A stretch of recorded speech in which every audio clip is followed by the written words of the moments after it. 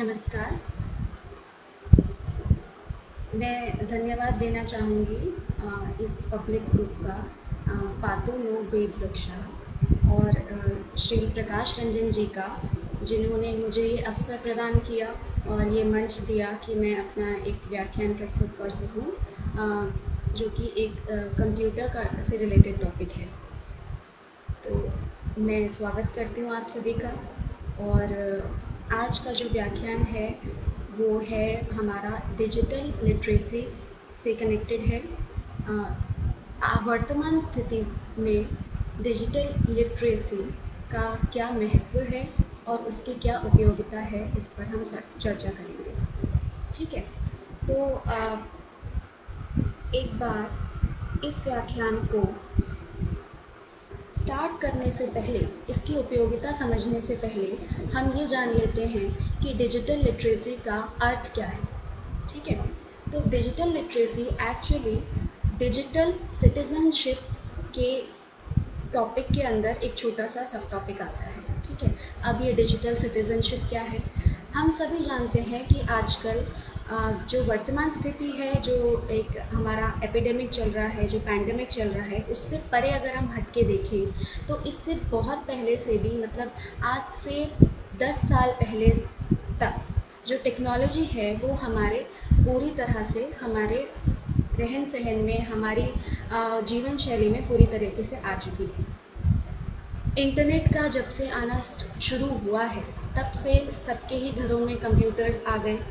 उसके बाद धीरे धीरे कंप्यूटर्स आने के बाद में गैजेट्स और इम्प्रूव करना स्टार्ट कर दिया और हमारे पास टैबलेट्स आ गए थे, फ़ोन आ गए थे। By the end of 2015 I think हमारे सबके पास स्मार्टफोन्स होते थे और 90% मैं कहना चाहूँगी कि स्मार्टफोन्स होते अभी हैं सबके पास, और लैपटॉप्स होते हैं, कंप्यूटर्स होते हैं। हम पूरी तरह से सक्षम हैं कि हम हर किसी के पास डिजिटल माध्यम जो है वो हर किसी के पास उपलब्ध होता है। तो जब हम इतना करीब रहते हैं इंटरनेट के, जब हम इतना पास रहते हैं, जब हमारे एक क्लिक के दूर रहता है ये इंटरनेट, तो इससे जुड़ी हुई क्या नॉलेज है जो हमें पहले होनी चाहिए इसको यूज़ करने से पहले, इसको डिजिटल लिटरेसी नाम दिया गया है। ठीक है, लिटरेसी का मतलब साक्षरता, डिजिटल लिटरेसी मतलब कि इंटरनेट या इस प्रकार को यूज़ करने वाली जो डिजिटल डिवाइसेस हैं उनको किस प्रकार से यूज़ किया जाए, उन पर किस प्रकार से काम करना है, हमारे क्या उसको पर काम करने के क्या रूल्स होने चाहिए, क्या हमें करना चाहिए, क्या हमें बिल्कुल नहीं करना चाहिए, किस तरह से हमें खुद को सेफ रखना चाहिए, वो सारी चीज़ें जो हैं डिजिटल लिटरेसी के अंदर आती हैं। ठीक है, तो डिजिटल सिटीज़नशिप जो ये टॉपिक है, अभी मैंने बताया कि ये बहुत ही कॉमन टर्म है जब से इंटरनेट आया है। तो डिजिटल सिटीज़नशिप में क्या होता है कि जो भी नागरिक डिजिटल डिवाइस रखता है तो वो डिजिटल सिटीज़न कहलाता है। ठीक है, बहुत ही सिंपल सी टर्म है डिजिटल सिटीज़नशिप, कि जो भी नागरिक डिजिटल डिवाइस रखेगा, यानी कि फ़ोन है उसके पास या कंप्यूटर यूज़ कर सकता है, लैपटॉप यूज़ कर सकता है, तो वो एक डिजिटल सिटीज़न कहलाया जाएगा। ठीक है, अब जैसे किसी भी देश के नागरिक होने के नाते उस देश के रूल्स जो हैं, उस देश के जो कानून हैं, वो सब हमें पता होने चाहिए, हमें वो सब के अनुसार ही कार्य करना होता है। उसी तरह से अगर आपके पास एक डिजिटल माध्यम है अपनी बात रखने का, तो आपको उसको यूज़ करने से पहले उसके कायदे कानून पता होने चाहिए। तो डिजिटल सिटीज़न होने के नाते आपको तीन चीज़ों का ध्यान रखना बहुत ज़रूरी होता है कि एक तो आपको दूसरों को आदर करना चाहिए, कि आप जो हैं एक होता है अपने दोस्तों से, परिवारजनों से बात करना, और जब हम डिजिटल माध्यम पे आ जाते हैं, जब हम एक सोशल साइट पर आते हैं या हम किसी वेबसाइट पर आते हैं, तो हम किसी व्यक्ति विशेष से बात नहीं कर रहे होते, तब हम पूरी दुनिया से शायद बात अपनी कह रहे होते हैं। उस पूरी दुनिया में हमारे साथ काम करने वाले लोग भी होते हैं, हमारे सीनियर्स, हमारे जूनियर्स हो सकते हैं, हमसे सीखने वाले हमारे छोटे बच्चे, न्यू जनरेशन हो सकती है, और अनजान पूरी दुनिया हम आपके कमेंट्स को, आपने जो लिखा है, आपने जो प्रस्तुत किया है, वो सब पढ़ रहे होते हैं। तो उस नाते आपको रिस्पेक्ट करना चाहिए कि आप क्या लिख रहे हैं। दूसरी चीज़ जो एक डिजिटल नागरिक को ध्यान में रखनी चाहिए वो होती है कि किसी को भी, जब आपको एक चीज़ आती है, डिजिटल डिवाइस को यूज़ करना आता है, तो आपको दूसरे को सिखाना भी चाहिए और आपको अपना ज्ञान साझा करना चाहिए। ठीक है। तीसरा पॉइंट बहुत ही सिंपल सा है और बहुत ज़्यादा इम्पॉर्टेंट है कि प्रोटेक्ट योरसेल्फ। मतलब कि जब भी आप किसी सोशल माध्यम पे आते हैं तो आपको खुद को प्रोटेक्ट करने के सारे नियम कानून पता भी होने चाहिए और उन्हें फॉलो भी करना चाहिए। किस प्रकार के कानून होते हैं, ये कोई लिखे हुए कहीं नहीं होते हैं, लेकिन आपको बाय डिफ़ॉल्ट जो है आपको ध्यान में रखने ही चाहिए। मैं इस टॉपिक पर ज़्यादा आगे चर्चा ना करते हुए इस अगले टॉपिक पर अपने आती हूँ कि टीचर्स से डिजिटल लिटरेसी को मैं कैसे कनेक्ट कर पाती हूँ यहाँ पे। अब इस पर आती हूँ। तो आजकल जो है सबसे ज़्यादा इस वर्तमान परिस्थिति में जो सबसे ज़्यादा मैं कहना चाहूँगी कि लोड जो पड़ रहा है या जब जो सबसे ज़्यादा यूज़ जो डिजिटल माध्यम को कर रहे हैं वो हैं टीचर्स और स्टूडेंट्स। अब टीचर्स और स्टूडेंट्स एक ही माध्यम यूज़ कर रहे हैं, लेकिन टीचर्स का काम बहुत अलग है और उनका काम अभी भी वही है कि वो ज्ञान बांट रहे हैं और स्टूडेंट्स जो हैं उस ज्ञान को अर्जित कर रहे हैं।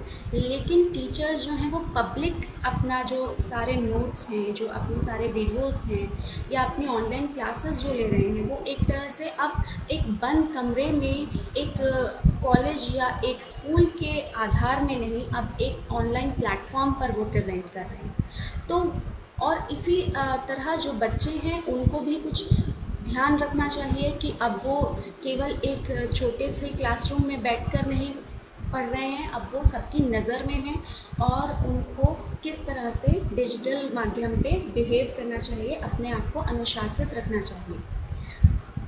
इसके साथ साथ जो टीचर्स के लिए जो सबसे बड़ी इस समय जो परेशानी है वो मैं कहना चाहूँगी कि ये है कि अचानक से टीचर्स के लिए लोड बढ़ गया है कि उनको ऑनलाइन माध्यम से ही अपना सारा कार्य करना पड़ रहा है। अब यहाँ पर दिक्कत ये आती है कि कंप्यूटर अभी तक एक सब्जेक्ट की तरह हम लेते थे, बट कंप्यूटर जो है वो अब एक सब्जेक्ट नहीं रहा है बिल्कुल, अब वो एक स्किल बन चुका है। और सब्जेक्ट के लिए ये हम कह सकते हैं कि सब्जेक्ट कोई कोई पढ़ता है, कोई अपनी इच्छा के अनुसार पढ़ता है, लेकिन स्किल जो होती है, स्किल यानी कि आपके अंदर जो क्षमता है वो हर चीज़, हर इंसान को आनी होनी ही चाहिए, उस हर इंसान को अपने अंदर डेवलप करना ही चाहिए। तो कंप्यूटर एक स्किल बन चुका है। तो स्किल्ड जो होते हैं उसको करने के लिए अचानक से इतना जो प्रेशर आ जाता है तो उसमें कंप्यूटर को सीखने की जो क्षमता है वो जो है वो डर के कारण थोड़ा सा हम पीछे हटते हैं कि ये गैजेट हम संभाल नहीं पाएंगे या इसमें हमें नहीं पता कि किस तरह से क्लिक करना है, किस तरह से ये अपलोड होता है, इसको किस तरह से काम करना है, टाइप करना है। तो किसी भी चीज़ को सीखने के मैं ये कहना चाहूँगी कि 3 स्टेप्स होते हैं। डिजिटल लिटरेसी में भी यही बात आती है और बेसिक कंप्यूटर्स के लिए भी यही बात आती है कि किसी भी चीज़ को सीखने के लिए 3 स्टेप्स होते हैं हमारे।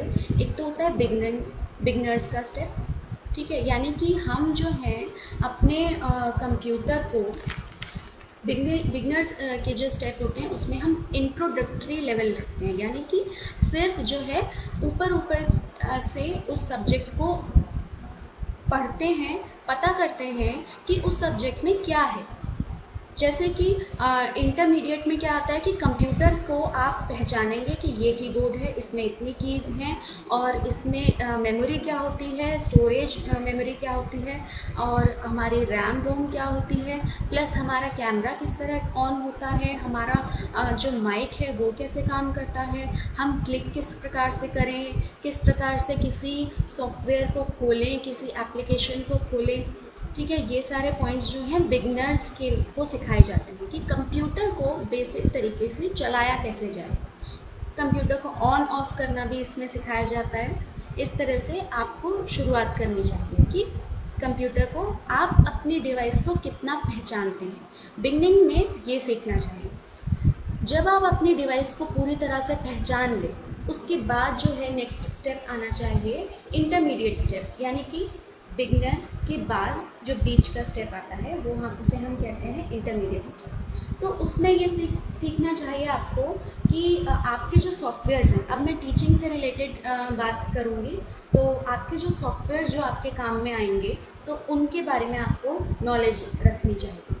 तो जैसे कि टीचिंग के लिए आपको कौन कौन से सॉफ्टवेयर्स काम में आ सकते हैं, जैसे कि वर्ड है, माइक्रोसॉफ्ट का वर्ड एप्लीकेशन है, या पीपीटी बनाना है आपको, या आपको वेब स्लाइड्स बनाने हैं, या आपको कोई डेटाबेस स्टोर करना है, बच्चों की अटेंडेंस स्टोर करनी है, उनका कोई और टेबल्स स्टोर करने हैं, तो आप एक्सेल में सीखिए कि किस तरह से टाइपिंग करनी है। टाइपिंग पे को भी अपना इम्प्रूव करिए कि अपना कौन सी की कहाँ पर है, आपका प्रैक्टिस से ही वो चीज़ आती है।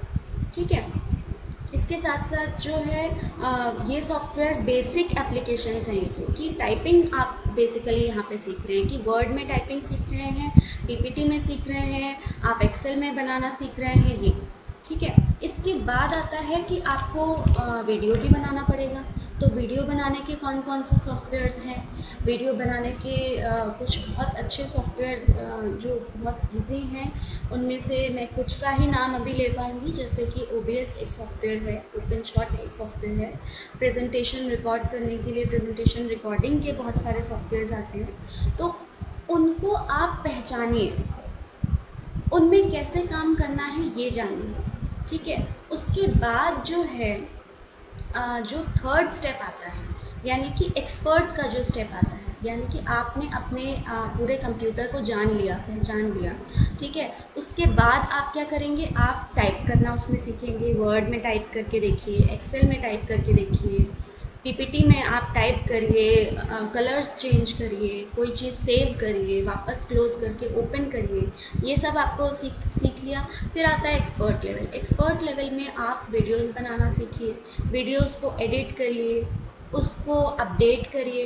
एडिट कर लिया वीडियो, आप कभी भी किसी भी चीज़ को जब आप ऑनलाइन प्लेटफॉर्म पे डाल रहे हैं, अपलोड कर रहे हैं, तो बिना चेक करे कभी अपलोड नहीं करना चाहिए, क्योंकि एक फिज़िकल क्लासरूम और एक रिकॉर्डेड वीडियो में, रिकॉर्डेड क्लासरूम में बहुत ज़्यादा फ़र्क हो जाता है। फिज़िकल क्लासरूम में हम अपना कोई भी गलती को तुरंत पकड़ लेते हैं, हम जो है उसे करेक्ट कर पाते हैं, सेशन के अंत में भी करेक्ट कर सकते हैं, अगली क्लास में भी करेक्ट कर सकते हैं। लेकिन डिजिटल माध्यम से जब हम कभी इस प्रकार से गलती कर देते हैं, तो वो बहुत एक एटिकेट्स में, एक मैनर्स में नहीं आता है, और वो काफ़ी लोग उससे गलत सीख सकते हैं। हो सकता है आपने किसी चीज़ का गलत उत्तर दिया और आपने नेक्स्ट वीडियो में क्लियर किया, लेकिन किसी बच्चे ने आपका नेक्स्ट वीडियो नहीं देखा, तो वो गलत उत्तर ही याद कर लेगा। इसलिए हमेशा आप जो है वीडियो को चेक करके ही अपलोड करना चाहिए। तो ये 3 हमारे स्टेप्स होते हैं, किसी भी डिजिटल लिटरेसी के 3 स्टेप्स होते हैं कि पहले आप अपने कंप्यूटर को जानिए, अच्छे से समझिए, उसके बाद आप अपना टाइपिंग सीखिए उस पर, टाइपिंग सीखने के बाद आप इंटरनेट सीखिए, इंटरनेट को किस प्रकार से चलाना है, इंटरनेट सीखने के बाद आप वीडियोस बनाना सीखिए, एडिट करना, उसको चेक करना पूरे को, और उसको फिर अपलोड करना। ठीक है, जो अगली चीज़ आती है इसमें बहुत इम्पॉर्टेंट, वो है कि एक टॉपिक जो रिसर्च स्कॉलर्स के साथ बहुत पॉपुलर है, बट अक्सर फेलो टीचर्स जो हैं, जो यूजुअली हम बिज़ी हो जाते हैं अपने कंटेंट प्रिपेयर करने में, तो हम ये चीज़ को थोड़ा सा इग्नोर कर देते हैं या भूल जाते हैं। वो टॉपिक है प्लेजरिज्म का, यानी कि हम इंटरनेट से, बुक से, या किसी भी और माध्यम से किसी दूसरे के थॉट्स को जब हम पढ़ते हैं, तो हमें या तो अपने शब्दों में उन्हें व्यक्त करना चाहिए, या फिर हमें, अगर हम same as it is copy कर रहे हैं या हम सेम शब्द यूज़ कर रहे हैं, सेम व्याख्या दे रहे हैं या कहीं से इमेज भी दे रहे हैं, तो हमें उसका प्रॉपर रेफरेंसिंग करनी चाहिए। प्रॉपर रेफरेंसिंग किस तरह से कि जहाँ से भी ओरिजिनली वो फ़ोटो आई है, जहाँ से भी ओरिजिनल परिभाषा आपने ली है, उसकी वेबसाइट का लिंक, वो किसने बोली थी, ऑथर का लिंक, इस टाइप से प्रॉपरली आपको साइट करना आना चाहिए। ये चीज़ अगर आप नहीं करते हैं तो ये एक तरह से चीटिंग ही मानी जाती है। वैसे तो पूरे इंटरनेट पे नॉलेज का आदान प्रदान होता ही रहता है। एक साइट पे आपने देखा वही चीज़ आपको 10 साइट्स पर भी उपलब्ध मिलती है, लेकिन ये एक अच्छी आदत में नहीं आता। नेट एटिकेट्स जो होते हैं उनमें ये चीज़ नहीं आती है, और हम बच्चों को भी अच्छी शिक्षा देने के नाते टीचर्स को ये स्पेशली ध्यान देना चाहिए कि आप बुक के फ़ोटो कॉपीज़ या बुक की फ़ोटो लेकर या किसी और वेबसाइट से कोई डेटा अगर रेफरेंस के लिए भी देते हैं तो वो चीज़ आपको प्रॉपर साइट करनी चाहिए, या फिर आपको अपने शब्दों में उस बात को कहना चाहिए। तो ये प्लेजरिज्म जो है ये बहुत बड़ा टॉपिक भी कई बार बन जाता है कि अगर किसी ऑथर को आपने कोई बहुत ज़्यादा कंटेंट अगर लिया और वो आपने बहुत ज़्यादा उसको कहीं भी रेफरेंस नहीं किया है आपने, तो फिर वो एक टॉपिक इलीगल एक्शन का भी बन सकता है। तो ये चीज़ बहुत बड़ी है और आपको हमेशा ध्यान रखनी चाहिए कि आप बुक की फ़ोटोकॉपीज़ या फ़ोटोज़ कभी भी एज नोट्स स्टूडेंट्स को पास ना करें। इसके बाद जो है ये आजकल जब से हमने घर पर रहना शुरू किया है, तब से वेबिनार्स का या ऑनलाइन जो है सेमिनार्स का, जैसे कि हम अभी एक अटेंड कर रहे हैं, उस तरह का चलन बहुत ज़्यादा चल गया है। तो हम बहुत जल्दी जल्दी सीखना चाहते हैं क्योंकि हम पीछे नहीं रहना चाहते।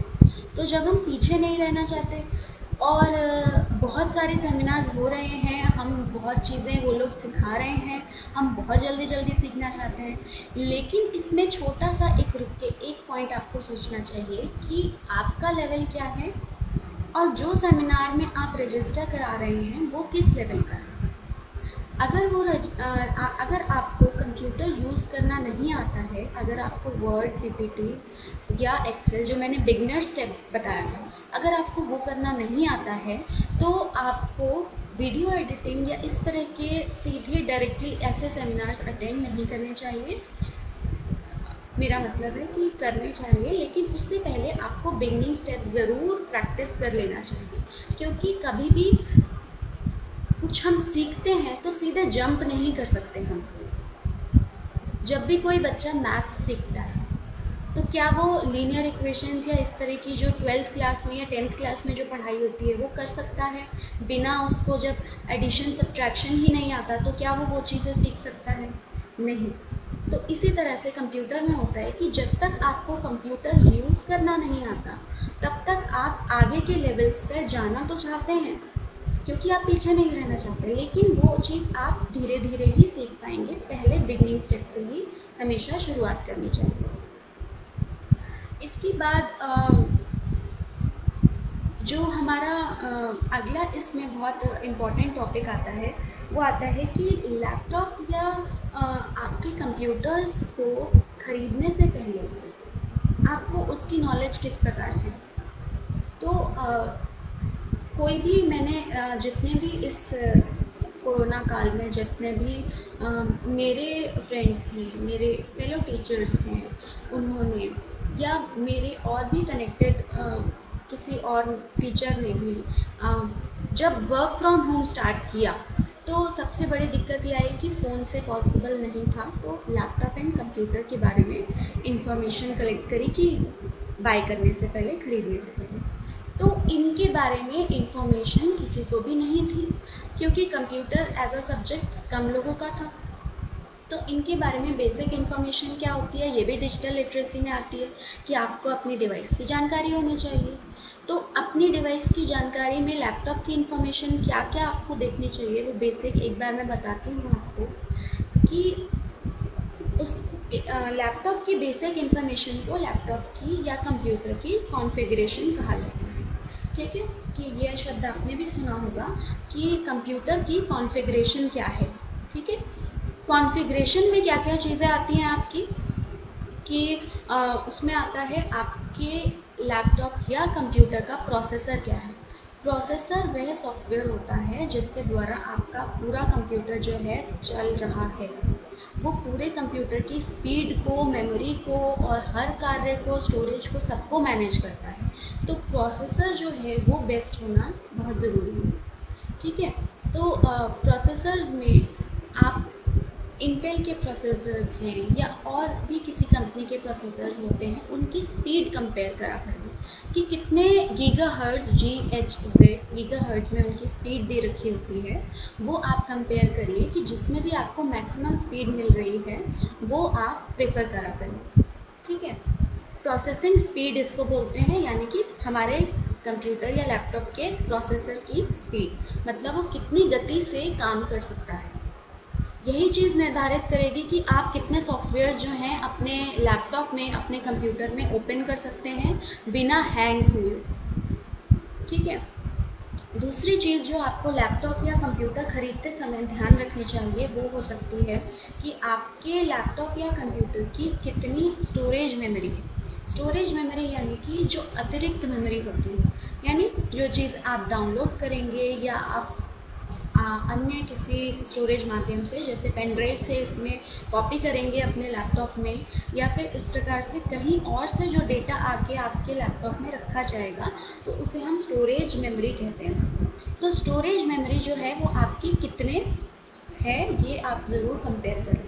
तो स्टोरेज मेमोरी जो अभी मिनिमम इस समय को देखते हुए आपको ख़रीदनी चाहिए वो 250 GB हो सकती है, 500 GB हो सकती है, या 1 TB हो सकती है। ठीक है। 250 GB मेरे ख्याल से मिनिमम होना चाहिए जो आप ख़रीदें, और इससे कम भी 128 GB भी होता है, वो भी आप ले सकते हैं, लेकिन कंपेयर करके ये चीज़ें आप अपने बजट के अनुसार ले सकते हैं। इसके बाद जो एक और चीज़ जो आपको ध्यान रखनी चाहिए वो आती है हमारी रैम। अब रैम क्या चीज़ है? रैम भी एक मेमोरी होती है, लेकिन ये स्टोरेज मेमोरी और रैम में क्या अंतर होता है? तो मैं एक आपको इसके लिए बहुत सरल सा उदाहरण बताती हूँ। देखिए, मान लीजिए कि आप अपने स्टडी रूम में आए, अपने ऑफिस में आए, आपको कुछ विशेष आपको पढ़ना है, तो आपने अपने कबर्ड से कुछ किताबें निकाली और अपनी टेबल पर रख दी।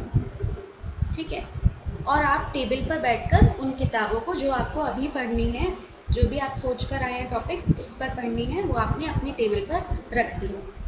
तो अब जो आपने टेबल उस कबर्ड से आपने जितनी भी बुक्स उस कबर्ड से निकाली, तो वो तो होती है आपकी स्टोरेज मेमोरी। ठीक है। कि स्टोरेज मतलब जितना भी सामान है आपका सारा एक अलग अलमारी में रखा हुआ है। ठीक है। वो तो होती है हमारी स्टोरेज मेमोरी।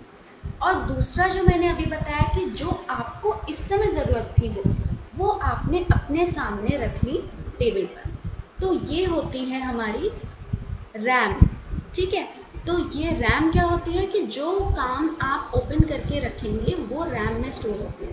जैसे कि आपने ब्राउज़र अभी खोला हुआ है, उसमें कितने चीज़ें आपने खोली हुई हैं, जैसे कि आप कुछ गूगल पे सर्च कर रहे हैं वो खोला हुआ है, आपने कुछ अपना कोई सोशल साइट लॉगिन करी हुई है, आपने कुछ अपना और कोई बुक PDF कुछ पढ़ रहे हैं वो खोला हुआ है, कोई गाने सुन रहे हैं। तो ये जो 3-4 काम आप इस समय कर रहे हैं वो तो आपके रैम में स्टोर होती है, और बाकी जितनी भी फाइल्स आपके लैपटॉप में पड़ी हुई हैं वो सारी आपकी हार्ड डिस्क में या स्टोरेज में रहती हैं। ठीक है। तो रैम जो होती है वो ज़्यादा से ज़्यादा इस समय आपको 4 GB, इस वर्तमान समय के अनुसार मैं सब चीज़ें बता रही हूँ, 4 GB आपको लेनी ही चाहिए। वैसे ये शुरू होती हैं 2 GB, 4 GB और 8 GB, 16 GB तक। मिनिमम आपको मेरे ख्याल से 4 GB इस समय देखनी ही चाहिए। ठीक है। फिर और क्या क्या चीज़ें होती हैं, और आपको ये भी ध्यान रख सकते हैं कि आपके और बाकी आप ये भी ध्यान रख सकते हैं कि आपकी जो है लैपटॉप में या कंप्यूटर में कितने USB पोर्ट्स हैं, मतलब कि कितने आप फ़ोन या USB डिवाइसेस हैं, जैसे कि पेन ड्राइव हैं, कितने कनेक्ट कर सकते हैं, ये आपके कितने हैं। ठीक है। तो ये आप देख लीजिए। और एक होता है नेटवर्क के लिए लैन केबल, वो उसका पोर्ट होना चाहिए, RJ45 पिन होती है उसकी, वो पोर्ट होना चाहिए। CD प्लेयर हो ना हो आजकल इसका फ़र्क नहीं पड़ता, क्योंकि CDs अब थोड़ा सा पुराना स्टोरेज हो गया है, वो हम नहीं यूज़ करते हैं ज़्यादातर कॉमनली। तो CD प्लेयर अगर ना भी हो तो भी आप लैपटॉप को या कंप्यूटर को खरीद सकते हैं। तो ये कुछ चीज़ें हैं जो आपको कंप्यूटर या लैपटॉप खरीदते समय विशेष तौर पर ध्यान में रखने चाहिए। इसके साथ साथ एक बहुत ही अच्छा टॉपिक अभी मुझे ध्यान आया जब मैं गूगल की बात कर रही थी, कि एक हाथ में जब हमारे डिजिटल डिवाइस होती है तो सबसे पहले जो हम काम करते हैं वो है इंटरनेट पर कुछ ढूंढना, है ना। यानी कि हम गूगल पे कुछ सर्च करते हैं, यूजुअली हम दिन में बहुत बार ये काम कर ही लेते हैं। एक गूगल पे सर्च करने के कुछ नियम होते हैं जो हमें ध्यान में रखने चाहिए। गूगल पे सर्च करके मैं जब भी अपने क्लास में पढ़ाती हूँ स्टूडेंट्स को, और मैं ये बोलती हूँ कि जैसे ऑनलाइन ये चीज़ टॉपिक सर्च करो, मैं ये एक्टिविटी क्लास में करवाती हूँ कि ऑनलाइन टॉपिक सर्च करो और इस पे जो जो मिले अपने नोट्स बनाओ। हर बच्चा अलग अलग चीज़ें उसके बारे में लिखता है, क्योंकि हर बच्चे का सर्च करने का तरीका अलग है और उस सर्च के अनुसार अलग अलग वेबसाइट खुलती हैं। जब अलग अलग वेबसाइट खुलती हैं उसके अलग अलग डेटा के अनुसार आंसर्स भी बच्चों के अलग अलग होते हैं। तो ये क्या है, जब हम एक ही चीज़ सर्च कर रहे हैं तो अलग अलग चीज़ें क्यों खुलती हैं, अलग अलग वेबसाइट सबको क्यों दिखती है, क्यों हमें कई बार अपनी मनचाही वस्तु नहीं दिखती है जब हम सर्च करते हैं। तो ऐसा इसलिए होता है क्योंकि कई बार हम गूगल पर बहुत लंबे सेंटेंसेस जो हैं वो सर्च में लिख देते हैं। जैसे मान लीजिए आपको सर्च करना है कि ऑनलाइन प्रवेश परीक्षा किस प्रकार से दें, ठीक है। तो आप कैसे लिखना शुरू करेंगे, ऑनलाइन प्रवेश परीक्षा कैसे किस प्रकार दी जाती है ये हिंदी में बताएं, या इस प्रकार से आप बहुत लंबा सेंटेंस दे सकते हैं। इसकी बजाय सिंपल सा एक शब्द लिखिए, ऑनलाइन एग्ज़ाम स्टेप्स। तो जब आप ये लिखते हैं तो इस प्रकार से वही वेबसाइट्स ओपन होती हैं जो आपको सिखाना चाह रही होती हैं। आप जो सर्च कर रहे हैं उसमें आपको बहुत ज़रूरी है कि ये जज करना, ये आंकना कि मेन इम्पॉर्टेंट शब्द क्या हैं।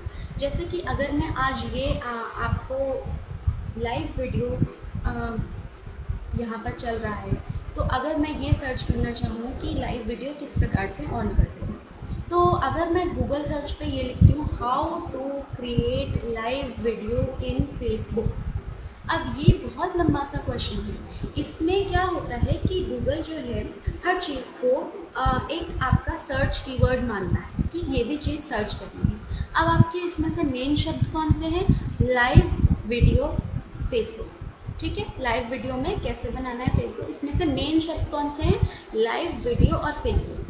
केवल ये 3 शब्द ही यूज़ किए, जबकि आपने क्या और कौन कौन से शब्द, how to create live video on Facebook. तो ये सारे शब्द भी जो हैं मिलकर इससे रिलेटेड कई वेबसाइट्स आपको दे देते हैं जो कि हमारे काम की नहीं होती। तो इसकी बजाय आपको सिंपल सा लिखना चाहिए, live video in Facebook steps. तो जब आप इस तरह से लिखते हैं, स्टेप्स जब लिख देते हैं तो वो पहचान जाता है कि आपको स्टेप्स चाहिए कि किस प्रकार से करना है, वो समझ जाता है। तो ये इतना बड़े प्रश्न आप अवॉइड करें कि गूगल सर्च में ना दें। ये भी एक प्रक्रिया होती है सीखने की कि सर्च कैसे किया जाता है, ठीक है। तो डिजिटल लिटरेसी में और जो टीचर्स के लिए मेन टॉपिक जो है वो है सबसे इम्पॉर्टेंट। मैं एक बार एक समरी दे देती हूँ जो हमने अभी तक टीचर्स के लिए किया, कि फर्स्ट स्टेप होता है कि हमें हमेशा प्लानिंग करनी चाहिए। जब भी हमें टीचिंग के लिए हम जाते हैं तो हमेशा हम कभी भी ऐसे ही क्लास में एंटर नहीं करते हैं। हम हमेशा प्रिपेयर करके जाते हैं कि आज हमें क्या पढ़ाना है, ये कौन सा टॉपिक है, इस पर बच्चों की क्या प्रश्न आ सकते हैं, उसका किस प्रकार से जवाब देना है, या इससे संबंधित क्या बुक्स हैं, इस प्रकार से। ठीक है। तो यही प्लानिंग जो है डिजिटल क्लास या ऑनलाइन क्लास लेने से पहले भी ज़रूरी है। इसमें थोड़े थोड़े चेंजेस क्या हो जाएंगे कि ऑनलाइन क्लास लेने से पहले आप अपना डिजिटल कंटेंट बना के रखें। जैसे कि आप फिज़िकल क्लास में जाते हैं तो आप एक नोट्स डायरी में पॉइंट्स लिख लेते हैं कि ये पॉइंट्स पे चर्चा करनी है। इसी तरह से जब आप ऑनलाइन क्लास में जाते हैं तो आप हमेशा उसमें पॉइंट्स लिखें, लेकिन किस में? स्लाइड्स में, पीपीटी में, या अपने सामने वैसे आप कॉपी भी रख सकते हैं, लेकिन बच्चों को शो करने के लिए आप हमेशा पीपीटी में अपना पॉइंट्स लिख के रखें कि आप इन टॉपिक्स पे आज डिस्कशन करेंगे। क्योंकि जो प्रयोग आप ब्लैक बोर्ड का करते हैं या वाइट बोर्ड का करते हैं क्लास में, अब वाइट बोर्ड नहीं है अगर आपके पास उपलब्ध, तो वही काम जो है पीपीटी करेगी आप, कि जो आप बोर्ड में लिखते थे वो आप पीपीटी में सामने सामने लिख देंगे, तो वो चीज़ जो है बच्चों को दिख जाएगी कि आप उस समय क्या कर रहे हैं। तो ये जो है पीपीटी जो है आप क्रिएट करना, फिर वही पॉइंट आ जाता है कि पहले सीखना इसलिए ज़रूरी है वीडियो बनाने से पहले। ठीक है। फिर लेसन प्लान की बात हो रही थी, तो हम क्या कह रहे हैं कि आप पहले प्लान करके रखिए अपना जो जो भी लेक्चर आप देने वाले हैं उसके रिगार्डिंग पीपीटी बना के रखिए। पीपीटी बनाने के बाद आप क्या करेंगे उसमें कि पीपीटी के बनाने के बाद जो नेक्स्ट स्टेप आएगा आपका वो ये आएगा कि आप जो है अपने पूरे लेक्चर के जो वीडियो है उसका साइज़ आप इस तरह के सॉफ्टवेयर चूज़ करें जो साइज़ बहुत ही कम रखें। कम क्यों रखें? क्योंकि हमें हमेशा कहीं भी अपलोड करते हैं जब वीडियो या स्ट्रीम करते हैं, तो स्टूडेंट्स जो हैं उनका ध्यान में रखते हुए हमें करना चाहिए कि वीडियोस बहुत जल्दी साइज़ बढ़ता है उनका। ठीक है। क्योंकि जितनी क्वालिटी आप हाई रखेंगे वीडियोस की, उतना ज़्यादा वीडियो का साइज़ बढ़ेगा।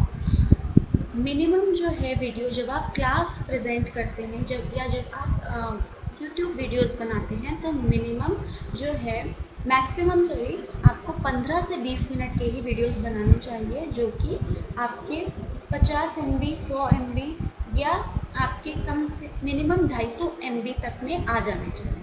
ये एक स्टैंडर्ड स्ट्रक्चर होता है कि इतने ही छोटे वीडियोस और इतने ही कम साइज़ के वीडियोस जो हैं आपके ज़्यादातर होने चाहिए। अब ये अगर मानक है तो हम इससे ज़्यादा और पढ़ाएं कैसे? तो आप ये कर सकते हैं कि अपना बड़ा सा वीडियो रिकॉर्ड करिए। अगर आपको एक ही फ्लो में अपना लेक्चर प्रेजेंट करना है तो आप एक लार्ज वीडियो रिकॉर्ड करिए 50 मिनट 60 मिनट्स का, एंड देन उनको एडिट कर दीजिए, कट कर दीजिए छोटे छोटे पार्ट्स में, 15 या 20 मिनट्स के पार्ट्स में। क्योंकि हमें हमेशा ये बात ध्यान रखनी चाहिए कि जो स्टूडेंट्स हैं वो हर सब्जेक्ट के कितने वीडियोस देख पाएंगे, कितने डाउनलोड कर पाएंगे, क्योंकि उनका जो नेटवर्क यूसेज जो है उसमें कितना उनका कॉस्ट लग रही है, कितना उनका पैसा लग रहा है, इस बात को हमें ध्यान रखना चाहिए। तो इतने हैवी वीडियोस जो हैं 50 से 60 मिनट के या बहुत ज़्यादा साइज़ में बड़े, ये बच्चों के लिए डाउनलोड करना भी बहुत मुश्किल होता है, और ये इंटरनेट पर हमें भी अपलोड करना पॉसिबल नहीं हो पाता है। एक ये सारी ही चीज़ें हमारी जो है डिजिटल लिटरेसी में आती हैं, क्योंकि ये चीज़ कभी भी कोई सिखाता नहीं है।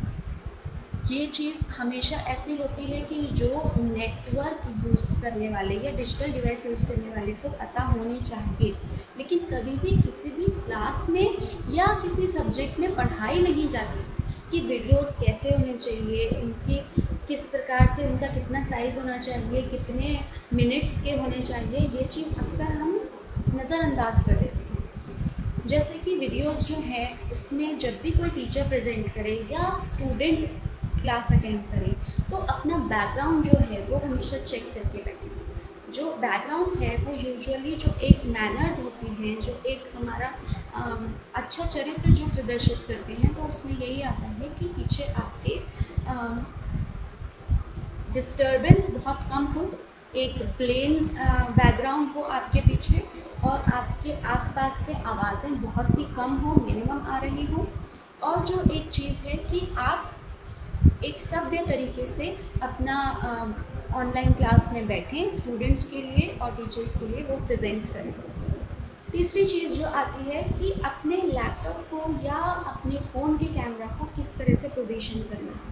तो जो मेन पोजीशन करना जो होता है वो इस प्रकार से होता है कि अपने फ़ोन को अगर आप इस प्रकार से लेके बैठेंगे तो ये जो रेंज आती है ये थोड़ा ठीक नहीं माना जाता है कि ये इससे आपका फेस क्लियर नहीं दिखता, आवाज़ साफ सुनाई नहीं देती। जो आपका बात करने का लेवल होता है, जब आप किसी से बात करते हैं तो आप फेस टू फेस सामने रह के बात करते हैं, तो वही तरीका आपको वीडियो रिकॉर्ड करने में भी रखना चाहिए कि आप अपने आँखों के या आप अपने मुख के लेवल पर कैमरा सेट करें ताकि आपकी बात जो है वो साफ तरीके से लोगों को समझ में आए। तो ये भी एक चीज़ है जो सिखाई नहीं जाती पर इस समय में बहुत ज़रूरी हो गई है सीखना। और बहुत सारी इस तरह की वीडियोस होती हैं या ऑनलाइन क्लासेस होती हैं जिसमें कैमरे का यूज़ करना आवश्यक भी नहीं होता है, तो वहाँ आप अपना जब भी मीटिंग अटेंड कर रहे हैं तो ये एक मैनर्स माने जाते हैं कि आप हमेशा अपना वीडियो और अपना साउंड आने के बाद, एक बार नमस्कार करने के बाद या अगर आपकी प्रस्तुति नहीं है तो ऑफ कर दें। ये भी एक जो है मैनर्स में माने जाते हैं। अब एक थोड़े से चर्चा हम कर लेते हैं, आखिरी एक टॉपिक ले लेते हैं, वो है कि हम नेटवर्क या डिजिटल डिवाइसेस जब यूज़ कर रहे हैं तो इसमें प्रोटेक्टेड कैसे रहें, मतलब कि हम इससे बचें कैसे। डिजिटल सिटीज़न का भी यही तीसरा पॉइंट था। एक था कि हम दूसरों की रिस्पेक्ट करें, एक था कि हम दूसरों को सबको सिखाएं, सबको साथ लेके चलें, किसी को भी कम ना समझें अगर उसे डिजिटल डिवाइस समझ में नहीं आती या उसे यूज़ करना नहीं आता तो हम उसे किसी को भी कम ना समझें। और तीसरा पॉइंट यही था कि कैसे खुद भी बचे रहें और दूसरों को भी बचा कर रखें। तो इसमें जो है बहुत सारे इसमें पॉइंट्स आ जाते हैं। इसमें साइबर बुलिंग आ जाता है, इसमें पूरा अपना फ्रॉड आ जाता है, हैरेसमेंट आ जाता है, प्लेजरिज्म भी इसी में आ जाता है। इस टाइप से जो है ऑनलाइन बहुत सारे प्रोटेक्ट करने के टॉपिक्स इसमें आ जाते हैं। वायरस भी इसी का एक टॉपिक आता है कि फेक वेबसाइट्स या फेक तरीके से आपके कोई मनी लेना चाहे या आपके कंप्यूटर में कोई सॉफ्टवेयर इंस्टॉल हो जाए जो आपका डेटा चुरा रहा हो, वो चीज़ें भी इसी में आ जाती हैं। तो एक बहुत इम्पॉर्टेंट चीज़ जो इस समय जो नए यूज़र्स हैं, जो डिजिटल डिवाइसेस को इस समय नया नया यूज़ कर रहे हैं, उनको सबसे पहले ये चीज़ ध्यान में रखने की ज़रूरत है कि जो बहुत कॉमन काम आप कर रहे होंगे वो ये है कि सॉफ्टवेयर्स डाउनलोड कर रहे होंगे, ठीक है। तो जब आप सॉफ्टवेयर्स डाउनलोड करते हैं तो आप क्या करते हैं, किसी गूगल सर्च करते हैं, वो वेबसाइट ओपन होती है, उसमें बहुत आकर्षक सा एक डाउनलोड का बटन दे रखा होता है या बहुत सारे 3-4 डाउनलोड्स होते हैं, उसमें आप एक पर फटाफट से क्लिक कर देते हैं जिससे कोई सॉफ्टवेयर डाउनलोड हो रहा होता है।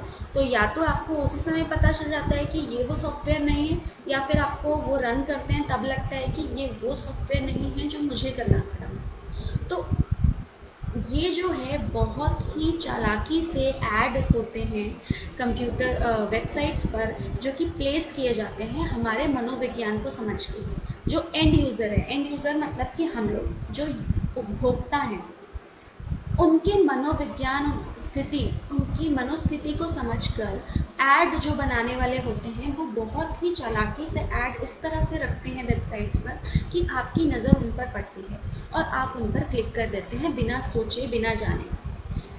ये बहुत ध्यान से करना चाहिए क्योंकि कई बार इस चीज़ की वजह से हम ऑनलाइन वायरस डाउनलोड कर सकते हैं या कोई अनचाहे सॉफ्टवेयर्स डाउनलोड कर सकते हैं। डाउनलोड के आसपास कहीं ऐड तो नहीं लिखा हुआ है, उसमें उसके ऊपर हमारे ही सॉफ्टवेयर का नाम लिखा हुआ है या हम उसी साइट पर हैं जो हमने खोली थी, ये चीज़ें ध्यान रखनी चाहिए डाउनलोड बटन पे क्लिक करने से पहले। दूसरी चीज़ कि कभी भी ऑनलाइन जब भी हम वेबसाइट्स ओपन करते हैं तो दो चीज़ें आती हैं। एक तो आता है नोटिफिकेशंस अलाउ या ब्लॉक करने को पूछा जाता है, ठीक है। और दूसरी चीज़ आती है कुकीज़ एक्सेप्ट या डिक्लाइन करने को पूछा जाता है। तो ये चीज़ें क्या हैं, ये लास्ट में एक बहुत इंपॉर्टेंट टॉपिक मैं डिस्कस कर रही हूँ, इसको बहुत ध्यान से सुनिएगा कि कुछ वेबसाइट्स होती हैं जो चाहती हैं कि वो कुछ भी जब नया अपडेट करें या जब भी वो कोई नई न्यूज़ लाएं तो वो हमें जानकारी उसकी मिले, ये उनका अच्छा उद्देश्य होता है।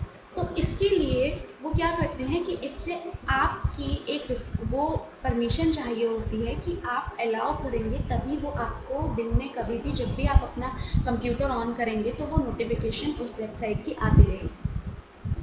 इसमें हमें कोई दिक्कत नहीं लगती है, इसलिए हम अलाउ कर लेते हैं।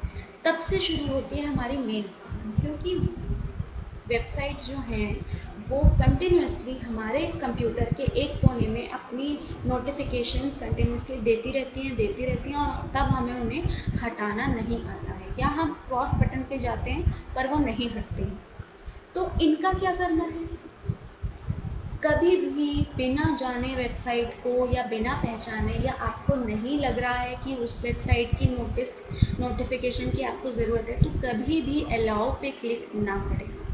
ज़्यादातर आपको ऐसी नोटिफिकेशन की ज़रूरत नहीं होगी।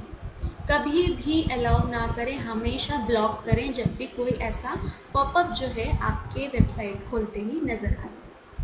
ठीक है, इससे आप आसानी से बच सकते हैं। ये चीज़ जो है ये आपकी डिजिटल लिटरेसी से कनेक्टेड इसलिए है क्योंकि आपको ब्राउज़र के बेसिक फंक्शंस पता होने चाहिए। ब्राउज़र यानी कि जिसमें आप नेट को सर्च करते हैं या अपनी वेबसाइट्स को सर्च करते हैं, अपना नेट पर कोई ज्ञान देखते हैं, सर्च करते हैं, तो उसमें वेबसाइट्स में आपको ध्यान से अलाउ या ब्लॉक करना चाहिए।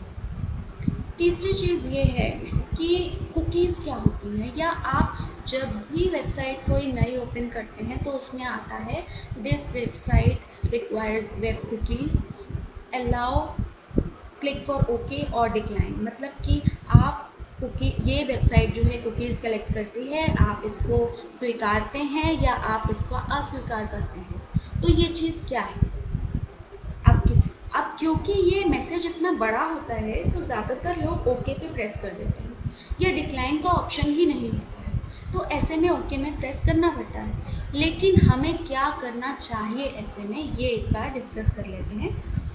कुकीज़ क्या होते हैं, ये इसका आविष्कार क्यों हुआ था ये बताती हूँ।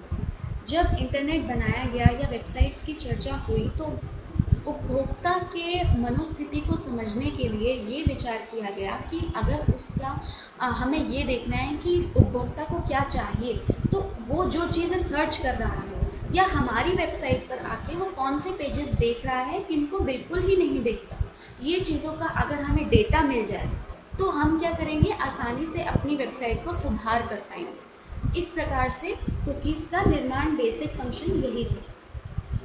तो कुकीज़ अब जो है वर्तमान स्थिति में कुकीज़ जो है क्या क्या चीज़ें कलेक्ट करती हैं, एक बार इस पर चर्चा करते हैं। कुकीज़ जो है हम एक वेबसाइट पर कितने टाइम रुके, हमने उस पर क्या क्या सर्च किया, हमने उस पर कौन कौन से पेजेस, कौन कौन से लिंक्स ओपन किए, क्लिक किए, फिर हमने किस अकाउंट से लॉगिन किया था, ठीक है, वो लॉगिन करने के लिए हमने उसका क्या पासवर्ड रखा था, या हमने उसमें क्या क्या चीज़ें खरीदी, किन किन चीज़ों को खरीदने के बजाय हमने उन्हें कार्ट में डाल दिया।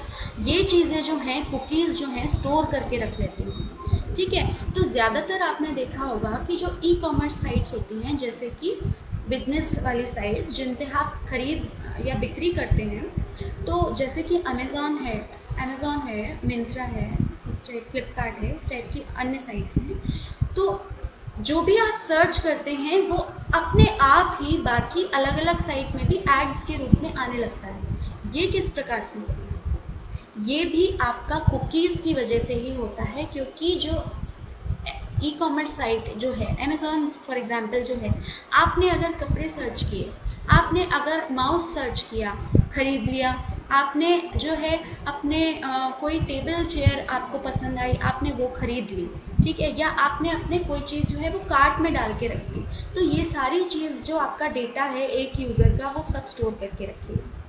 आपने अगली बार उस वेबसाइट को खोला और आपने इस बार लैपटॉप ही खरीदा, ठीक है, या आपने कुछ और चीज़ मास्क जो इस आजकल की एक ज़रूरी रिक्वायरमेंट है वो आपने खरीदी। तो अब जो है अमेज़न के पास आपका डेटा है कि आपको क्या-क्या पसंद है, आप क्या-क्या चीज़ें सर्च करते हैं या आपका इंटरेस्ट किस में है। आप टेबल खरीद रहे हैं यानी कि आप टेबल खरीदने में उस पर भरोसा करते हैं। आपने लैपटॉप खरीदा है अमेज़न से, आप उस पे भी भरोसा करते हैं यानी कि मास्क खरीदा है, कपड़े खरीदे हैं यानी कि कपड़ों में आपकी रुचि है, इस तरह के इलेक्ट्रॉनिक या फिर इलेक्ट्रॉनिक डिवाइसेस में आपकी रुचि है, आपने वो खरीदे हैं। तो ये चीज़ें जो हैं आपकी जो एक रुचि है, जो आपके सर्च करने का तरीका है, जो आपका कार्ट में आपने क्या-क्या ऐड किया है या आपने क्या-क्या खरीदा है, ये सारा जो डेटा है ये वो सेव कर लेगा और इसके अनुसार आपको एड्स दिखाएगा। कि कपड़ों में आपकी रुचि है तो ये उसके बेस्ट जो ऑफ़र्स होंगे वो आपको अलग-अलग वेबसाइट्स पर नज़र आएँगे कि इतनी सेल चल रही है इस आइटम पे। इस इलेक्ट्रॉनिक डिवाइस में 70% ऑफ चल रही है। तो ये उनके एक आपके मनोविज्ञान से खेल कर आपको चीज़ें बेचने का एक तरीका होता है। तो कुकीज़ जो है इनका कोई बुरा उद्देश्य तो नहीं होता है, लेकिन ज़्यादातर आपको हर वेबसाइट को अलाउ नहीं करना चाहिए कि आपके वो डेटा को सेव करें और आपको ये ध्यान रखना चाहिए कि कहीं भी आप बाहर कंप्यूटर खोलते हैं या आप अपना अकाउंट लॉगिन करते हैं या आप कुछ सर्च करते हैं, तो आप हमेशा अपने ब्राउज़र की हिस्ट्री को, कुकीज़ को या इस प्रकार के हर डेटा को डिलीट किया करें। ये चीज़ भी एक डिजिटल लिटरेसी में आती है और ये बहुत ज़रूरी स्टेप होता है कि कहीं भी आप बाहर हैं, अपने घर के लैपटॉप और कंप्यूटर में आप फिर भी सुरक्षित होते हैं, लेकिन कहीं भी आप बाहर हैं, आप लैब में हैं अपने कॉलेज की, स्कूल की, आप किसी ई-मित्र के स्टोर पर हैं या कहीं भी और हैं, किसी और दोस्त के लैपटॉप पे, कंप्यूटर पे आप कुछ अपना अकाउंट खोल रहे हैं। लॉग आउट करने का ध्यान रखिए, पासवर्ड्स हमेशा चेंज करते रहिए, ब्राउज़र हिस्ट्री डिलीट करते रहा करिए, कुकीज़ को अ, ज़्यादातर एक्सेप्ट मत करा करिए जो वेबसाइट आपके जान पहचान की नहीं हो। जो वेबसाइट आपके आप रेगुलरली नहीं उस वेबसाइट पर जाते हैं तो उनकी नोटिफिकेशंस आप अलाउ मत करिए, ब्लॉक करिए। डाउनलोड करने से पहले हमेशा ध्यान रखिए कि आप किस डाउनलोड बटन पे क्लिक कर रहे हैं। कोई भी सॉफ्टवेयर बिना देखे, बिना जाने डाउनलोड मत करिए, उनकी वजह से आपके कंप्यूटर सिस्टम में वायरस आ सकता है, जो आपके कंप्यूटर सिस्टम को पूरी तरह से बंद कर सकता है, आपके इम्पोर्टेंट डेटा को ख़त्म कर सकता है, इरेज़ कर सकता है या आपके कंप्यूटर को स्लो कर सकता है या आपकी निजी जानकारी को कहीं और बाहर शेयर कर रहा हो सकता है। ऐसा कभी भी डाउनलोड मत करिए जो आपकी जानकारी में आपको समझ ना आ रहा हो। तो इस प्रकार से जो है डिजिटल लिटरेसी का ये टॉपिक मैं अंत करना चाहूँगी और मैं आशा करूँगी कि आपको इससे काफ़ी नॉलेज मिली होगी और आप इन बातों का, इन चीज़ों का ध्यान रखेंगे अगली बार जब भी आप डिजिटल डिवाइस यूज़ करेंगे या आप सोशल प्लेटफॉर्म कोई भी यूज़ करेंगे तो आप इन बातों का ध्यान रखिएगा और इन चीज़ों को आगे भी शेयर करिएगा, सिखाइएगा और कभी भी खुद को कम मत आँकिए कि आपको इस जनरेशन में डिजिटल डिवाइस अगर यूज़ करना नहीं आता है, कोई प्रॉब्लम नहीं है, बहुत आसानी से सीख सकते हैं। कोई भी एज जो है वो बड़ी नहीं होती है कोई चीज़ सीखने के लिए और ऐसा कुछ नहीं है जो एक व्यक्ति नहीं सीख सकता। तो कोई भी कंप्यूटर चलाना, लैपटॉप चलाना, मोबाइल चलाना बहुत बड़ी चीज़ें नहीं होती हैं, आप आराम से सीख सकते हैं। बस अपने पर विश्वास रखिए और मैंने अभी रूल्स समझाए उन पर अमल करिए और बिगिनिंग लेवल से ही स्टार्ट करिए। मैं आशा करती हूँ कि आप सब इस चीज़ों का ध्यान रखेंगे और मैं धन्यवाद करना चाहूँगी दोबारा इस बुक का कि इन्होंने मुझे इतना समय दिया और मुझे अपनी ज्ञान शेयर करने का एक मौका दिया, एक मंच दिया। बहुत बहुत धन्यवाद जो आपने सुना। Thank you.